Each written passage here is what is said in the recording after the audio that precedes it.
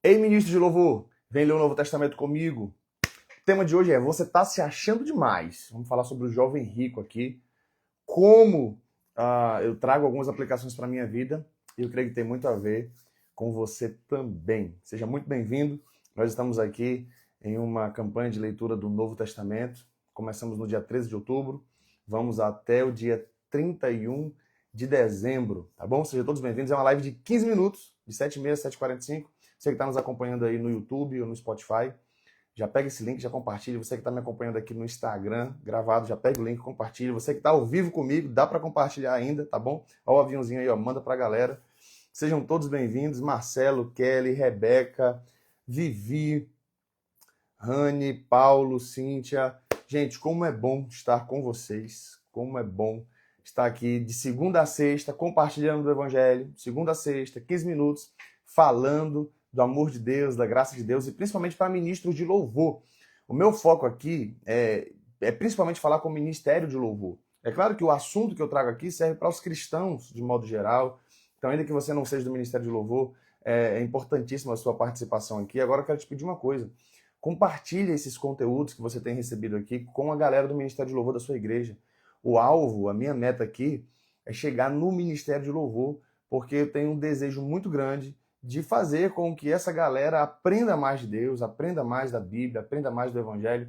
Eu entendo que com a galera do Ministério de Louvor há uma relação de ensino-aprendizagem aqui no meu ministério, porque eu aprendo muito com a galera da parte técnica, né? Eu sou muito limitado nas questões técnicas no que diz respeito a Ministério de Louvor, desde o que diz respeito à musicalidade profissional mesmo, porque eu não sou músico profissional, eu sou ministro de louvor desde 15 anos de idade.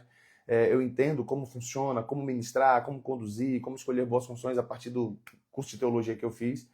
Mas a parte técnica, né, o músico profissional, eu aprendo demais com essa galera. Então, eu gosto de ter esse relacionamento, esse contato, porque à medida que eu os incentivo a ler a Bíblia, trago aqui a importância da escolha de repertórios profundos, eu também aprendo com essa galera a parte mais técnica da coisa, a parte mais profissional, né? Como eu falei, eu preciso aprender muito no que diz respeito à questão da música profissional mesmo. Eu sou tecladista, eu sou um autodidata na área do teclado, e ministro louvor desde meus 15 anos aí, mas o meu foco de fato é a teologia. É a importância que o repertório exerce, as canções exercem para o ensino da igreja, como escolher boas canções, como escolher canções cristocêntricas, como alinhar essas canções com aquilo que tem sido pregado. O meu alvo aqui é trabalhar a ideia de conteúdo, né? Alguns músicos às vezes falam para mim, né, rapaz, faz tempo que eu não leio a Bíblia. Tem muito músico que não gosta de ler também, e eu tenho incentivado a isso, tá bom? Então, por isso que a gente está aqui lendo o Novo Testamento, buscando conhecer mais a Deus para fazer composições mais profundas e para fazer escolhas de canções mais profundas, tá bom? Aí no link da bio do meu Instagram você encontra aqui, ó, o calendário de leitura bíblica anual, aqui é a leitura da Bíblia toda, mas nós estamos focando aqui no Novo Testamento agora, tá bom? Até o dia 31 de dezembro a gente finaliza a leitura do Novo Testamento. Já tem uma galerinha que estava andando comigo aí antes, desde o começo do ano, que vai ler a Bíblia toda. Mas eu foquei aqui fazendo lives a partir do dia 13 de outubro. A gente vai ler o Novo Testamento todo até o final do ano, tá bom? Você vai encontrar esse calendário de leitura bíblica lá na bio. Você vai encontrar, esse aqui é gratuitamente, tá bom? Mas você pode adquirir, se quiser também, 30 ensaios com Deus. São 30 devocionais para a galera do louvor. Você pode encontrar esse e-book e é uma benção, tá bom? E o meu livro, Cantar e Ensinar, a Igreja Aprende Quando Canta. Você encontra ele na versão digital e na versão física. E tem também o curso Cantar e Ensinar, onde eu trago ali alguns conceitos, canção-chave, canção-imã, canção-cordão, como você monta um repertório, como você organiza um baú, que eu chamo de repertório base, tá bom? Para você organizar o caderno, que é o repertório do domingo. Então, tudo isso de maneira bem didática eu trabalho lá no curso Cantar e Ensinar. Mas vamos lá, porque o que eu quero trabalhar com você aqui, nessas lives, é vida com Deus, é momento devocional, é conhecermos mais a Deus com profundidade bíblica. Se você quer ministrar com segurança, você precisa conhecer a Bíblia, conhecer a Deus e amar a Deus de todo o seu coração. A leitura de hoje está em Marcos, capítulos 8, 9 e 10, e eu vou trazer aqui um recorte, uma seção, que está no capítulo 10, a partir do versículo 17, onde fala do jovem rico. Olha só o que diz o texto. Pondo-se Jesus a caminho, um homem correu ao seu encontro e, ajoelhando-se diante dele, perguntou-lhe: Bom mestre, guarde isso aqui, ó. Bom mestre, que farei para herdar a vida eterna? Jesus respondeu: Por que você me chama de bom? Ninguém é bom a não ser um, que é Deus. Guarde isso aqui, é muito forte. Jesus responde, você continua, né? Você conhece os mandamentos. Não mate, não cometa adultério, não furte, não dê falso testemunho, não defraude ninguém, honre o seu pai e a sua mãe. Então o homem respondeu, mestre, tudo isso eu tenho observado desde a minha juventude.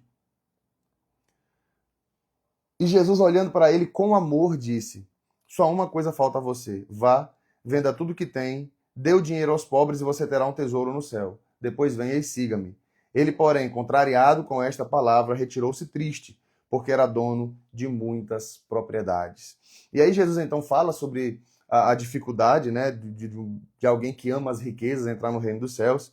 E no versículo 25 tem aquele célebre versículo, é mais fácil um camelo passar pelo fundo de uma agulha do que um rico entrar no reino de Deus. Aí o versículo 26, olha que os discípulos, eles ficaram admirados, dizendo entre si, sendo assim, quem pode ser salvo? Quem pode ser salvo? Porque o judeu, ele tinha muito aquela ideia, né? As bênçãos materiais são sinal da aprovação de Deus. Então, se aquele homem, além de ser rico, cumprindo todos os mandamentos, ele não podia ser salvo, quem poderia ser salvo então? Meio que uma pergunta dos discípulos. E aí Jesus responde, versículo 27. Jesus, olhando para eles, disse, para os seres humanos é impossível, contudo, não para Deus, porque para Deus tudo é possível. Eu quero trazer então uma reflexão aqui com você. Quando Jesus fala, né, só há um que é bom, e esse que é bom é Deus. Jesus está dando um recado para aquele jovem. E eu quero trazer uma ilustração minha. Eu lembro de uma vez eu estava lá no seminário, e eu estava em um deslocamento tal, e alguém pediu para eu orar por aquele deslocamento. Estavam vários alunos em um ônibus, e tinha um professor lá sentado nesse ônibus, pegou uma carona com a gente aquele dia, alguém que eu admirava demais, e eu fiz lá uma oração, quis fazer uma oração bonita, quis impressionar, usar palavras teológicas e tal. E no final tudo certo, ninguém achou nada diferente, mas quando eu sentei, eu senti uma vergonha tão grande. Né? Porque eu estava começando o seminário ainda, mas eu usei algumas palavras que normalmente eu não usava. Eu quis ali fazer de alguma forma, eu quis impressionar. E eu sentei com uma vergonha, eu falei, meu Deus do céu, o que eu quis fazer aqui? E o que eu percebo aqui desse jovem rico, quando ele chega diante de Jesus dizendo, bom mestre, de alguma forma ele está querendo impressionar, porque a pergunta que ele faz para Jesus é, o que eu devo fazer para herdar a vida eterna? O que eu devo fazer para herdar a vida eterna? O que eu devo fazer? E é muito interessante, a primeira resposta de Jesus, quando ele diz assim, porque você me chama bom? Só há um que é bom, e é Deus. Jesus não estava dizendo que ele, Jesus, não é bom. Inclusive, ele é Deus. Então, ele é bom. Mas o que ele estava mostrando para aquele jovem é, se só tem um que é bom e é Deus, então você, jovem, não é bom como você acha que você é. Aquele jovem, ele gabava-se daquilo que ele fazia, porque o próprio Jesus diz. Então, assim, parafraseando, né? Se é baseado no que você deve fazer para herdar a vida eterna, então cumpra os mandamentos. Mas eu cumpro todos esses mandamentos desde a minha mocidade. Jesus, está faltando-te uma coisa. E aí, o que está faltando a ele? Desapegar-se das riquezas. O que está faltando a ele? Abrir mão das suas riquezas por amor a Deus. Jesus está mostrando para aquele jovem que a situação não é tão simples como ele achava que é. Que ele não é perfeito como ele achava que é. Jesus conseguiu identificar nas riquezas que aquele homem tinha, que o coração dele não estava em Deus como ele achava que ele estava.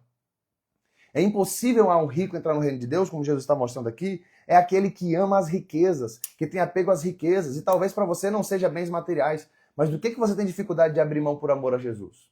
E aí eu quero trazer aqui algumas aplicações. A primeira aplicação, só Deus é bom. Somente Deus é bom.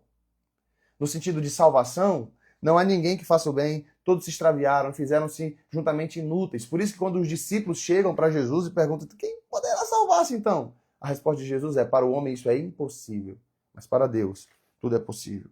Então só Deus é bom. Ninguém é perfeito. Ninguém é perfeito.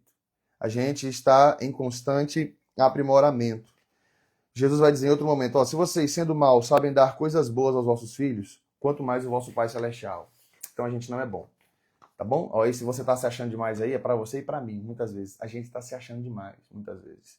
Segunda reflexão. Seguir a Jesus exige renúncia. É isso que ele pede aqui no versículo 22 e 23 para esse jovem, ó. Versículo 21, aliás. E Jesus, olhando para ele com amor, disse: só uma coisa falta a você. Vá, venda tudo que tem, dê o dinheiro aos pobres e você terá um tesouro no céu. Depois venha e siga-me. Ele, contrariado com essa palavra, retirou-se triste porque era dono de muitas propriedades. Exige renúncia, sim. Se você for observar, inclusive para eu achar um recorte aqui para essa leitura de hoje, foi muito difícil. Porque eu achei vários trechos que eu gostaria de falar com vocês. Então aqui no capítulo 8, Jesus está falando sobre tomar a cruz. Pedro, né? Jesus está perguntando quem as pessoas dizem que ele é. E aí os discípulos estão dizendo ali, uns dizem que tu é João Batista, outros dizem que é Elias, outros dizem que é um dos profetas. E Jesus pergunta, mas vocês, quem dizem que eu sou? E Pedro, então, cheio do Espírito Santo, né? Tu és o Cristo. E Jesus, então, começa a falar que ele vai morrer, que ele vai para a cruz e tal. E Pedro, então, chama a parte e começa a repreender Jesus. É o que Jesus disse. Então, convocando a multidão e juntamente os seus discípulos, Jesus disse: se alguém quer vir após mim, negue-se a si mesmo, tome a sua cruz e siga-me. Pois quem quiser salvar a sua vida, perderá. E quem perder a vida por minha causa e por causa do evangelho, esse a salvará. Então, o discipulado exige renúncia. A salvação em Cristo requer de nós renúncia. Não para ser salvo, mas como uma consequência da salvação. A consequência natural da salvação é carregar a cruz. A consequência natural da salvação é desapegar de qualquer coisa que esteja no lugar de Deus na nossa vida. A consequência natural daquele jovem, se ele fosse salvo, era realmente abrir mão de tudo aquilo que ele tinha por amor a Deus. Você entregou tudo para Jesus? Tem gente que tem dificuldade com aquela canção É Ele, porque acha assim, a canção é muito comprometedora. Já tem vários vídeos meus falando aqui. Se você me acompanha há algum tempo, você já sabe a minha opinião sobre isso. Essa canção É Ele é muito comprometedora. Gente, comprometedor é o evangelho. Seguir a Jesus é comprometedor. Ser discípulo de Jesus é comprometedor. Não é uma canção que é comprometedora. Aquela canção, ela simplesmente é a repercussão da vida de alguém que entregou-se verdadeiramente a Jesus. Aquele jovem rico não poderia dizer, se ele realmente vendesse todos os seus bens, mas ele não estava morrendo, como muitos estão sendo perseguidos por Jesus. Verdade. Mas aquele jovem que tinha uma vida de luxo, abrir mão das riquezas por amor a Jesus, ele não poderia dizer, estou perdendo tudo com amor e com alegria? Estou perdendo tudo com amor e com alegria, me desfazendo de tudo? Então tem algumas pessoas que estão se desfazendo das suas vidas. Isso é muito penoso. Outros estão se desfazendo de riquezas por amor a Deus. Aquele jovem precisou se desfazer de riquezas. Lá em Lucas 19, Zaqueu precisou se desfazer de riquezas por amor a Deus. O evangelho exige renúncia. Aí tem gente que não quer cantar essa música porque não está no nível de entrega tanto quanto muita gente em outros países. Glória a Deus pela vida dessas pessoas. E muitas vezes a gente se coloca e fala, meu Deus, eu não estou perdendo nada. Em um nível de proporcionalidade, realmente. Mas exige renúncia. Exige um nível de renúncia na sua vida cristã. Então cante essa canção. Cante essa canção e viva essa verdade dessa canção.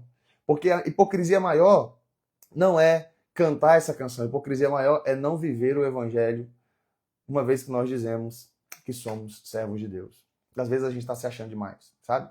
Achando que estamos sendo salvos pelos nossos méritos ou não nos entregando como deveríamos nos entregar verdadeiramente. Quantas e quantas vezes a gente aceitou Jesus, entregamos a nossa vida a Jesus, dissemos, né, verbalmente, sou discípulo de Jesus, mas no dia a dia a gente tem feito como um jovem rico.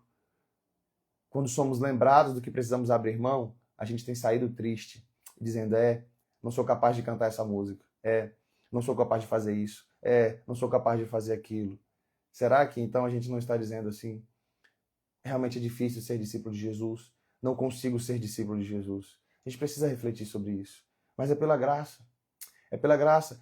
Quando aquele jovem sai triste, a sensação dos discípulos é uma sensação de completa impotência. Os discípulos falam, se esse homem não pode ser salvo, se ele não consegue ser salvo, se é impossível para ele ser discípulo, e nós? Aí Jesus diz, quem poderá ser salvo então? Quem poderá se salvar? Jesus então responde, para o homem isso é impossível, mas para Deus tudo é possível. A salvação é o maior milagre. E eu acho extraordinário isso aqui, porque Jesus não diz essa frase após a ressurreição de Lázaro, Jesus não diz essa frase necessariamente após a ressurreição da filha de Jairo, Jesus não diz essa frase após acalmar os ventos e o mar, né? Embora os discípulos ficassem impressionados, quem é esse que até os ventos e o mar lhe obedecem? Mas Jesus usa essa frase no contexto de salvação. Quem poderá salvar-se? A resposta de Jesus para o homem isso é impossível. Mas para Deus, tudo é possível, até salvar você. Para Deus, tudo é possível, até salvar a mim e a você.